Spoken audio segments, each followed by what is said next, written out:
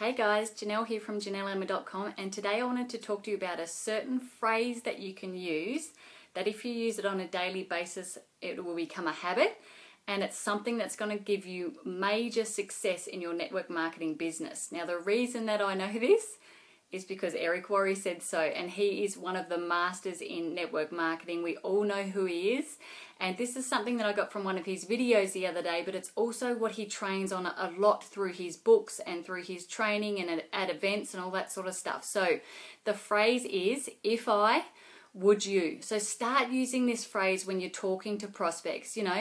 Think about things that you say to them and make it into a question rather than just trying to pitch them or trying to say, I'm going to give you a video, can you watch it? You want to put the ball in their court, and what the phrase does is it puts you in a position of strength and someone who's in control of the conversation or the situation, so you're not letting them be in control of it, which is really important. We don't want them to think that they're in control and that they're the ones calling the shots. That's not the way it is. If you're the network marketer, you need to be asking a lot of the questions and be the one out there who's finding out all the information that they want, or finding out, their pains and their worries and different things like that, so you can then help them in some way. So,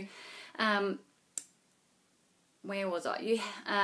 What you want to do, if you're talking to someone about your product, or it's about your a video that you want to send them or something, instead of saying, would you watch a video, you want to say it like a question. If I sent you this video, would you watch it?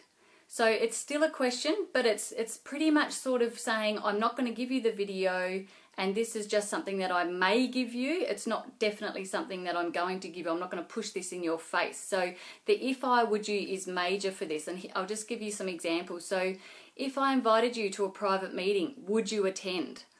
If you say that more than saying the negative side of it, which could be, the negative could be, would you watch the video, like I said before? Would you come to my meeting?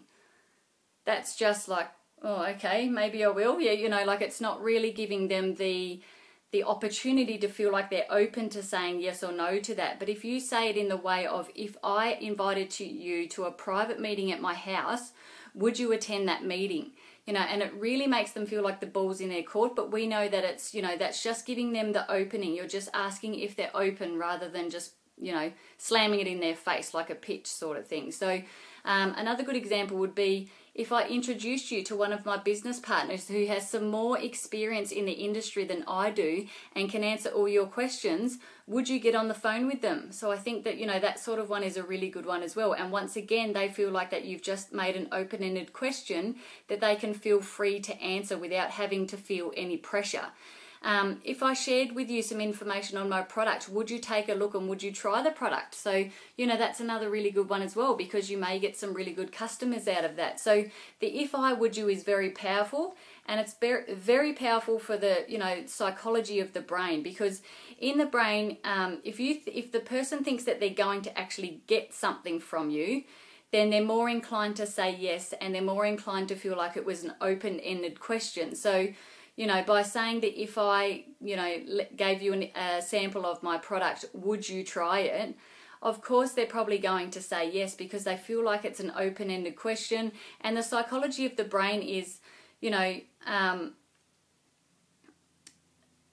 psychology of the brain really makes you think that, you want to give a positive reaction to the question that's being asked, because you feel like you're going to get something from that person who's asked the question. So the person who's saying, if I, would you, if they approach you in that way and you are the prospect, then you're going to feel more inclined to say, well, yeah, maybe we'll try that. It's more of a positive reaction to what it is, rather than saying, here's a link, have a look, here's my product, try it. That's really aggressive and it's really pitchy and very salesy, and it's not the type of way that we want to introduce ourselves to people when we are prospecting. So the if I, would you is a much softer approach. It's a much more open-ended approach, and the psychology of the brain makes the person think that I'm actually getting something out of this, so of course I'm going to say yes. It's the same with your business partners. If you said to them, if I invited you to a company event that's happening 6 hours away, would you come with me? You know, they're probably going to say yes, because one, they're coming with you. They know that you're in the driver's seat and that, you know, they can just get a free lift. The other one would be, you know, that because it's the open-ended question and they feel confident that you've asked them for a certain reason, that you've asked them because you really want them to be there. And of course you do. You know, you've got to do this with being authentic and stuff. You don't have to just think you've got to say this in the wrong context or say it in the wrong conversation. You've got to make sure you've got feeling behind this and you actually mean it when you're asking these sorts of questions as well. But it's the same, you know, another business partner, you might be talking to them and say, if I got you on one of the leadership calls, would you get on and listen with me? You know, and of course they're probably going to say yes to that. So those sorts of examples can really have that open-ended approach. It doesn't matter whether it is for prospects or it is for your business partners. And that psychology of the brain makes people want to say yes because it is an open-ended and a positive question. So I find that this is very powerful. It's something that I pretty much nearly forgot about because I'm so used to all the new stuff that I'm trying to learn for myself rather than going back to basics. And this sort of stuff is going back to basics, which Eric Worre is amazing at. And he loves teaching that sort of stuff because, you know, that can go across the board from new distributors to experienced distributors. So it's, you know, it's something that you really want to be taking on board and using your vocabulary every single day, whether that's with, you know, business stuff or whether you're just talking to people in general chit chat.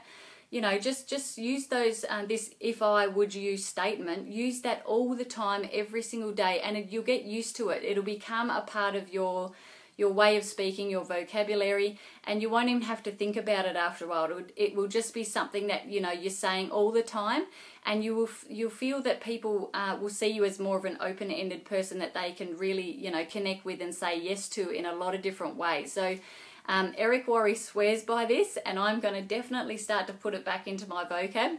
I think I'm even going to put it up on my wall, like on some sort of a board or something, and print it out because it's such a effective statement and phrase that we can use in our daily life and in our prospecting and our chatting to people and all that sort of stuff. And this can also work online, you know, in some sort of a post, or it can work with your email list or with a private message that you've sent someone as well. Obviously you want to get your conversations offline as quick as possible, but you could also use that before it does go offline. So if I called you tomorrow, would you, you know, want to have a conversation with me? You know, it's the same kind of thing. So really open-ended, very powerful, and I thank Eric Worre for reminding me of this, and I wanted to remind you guys of it as well. And I hope you got value from this today. Please like or share or comment this if it was of value to you. And please subscribe to my videos if you do like what I share and what I am putting out to the marketplace. And I see you all on the next video.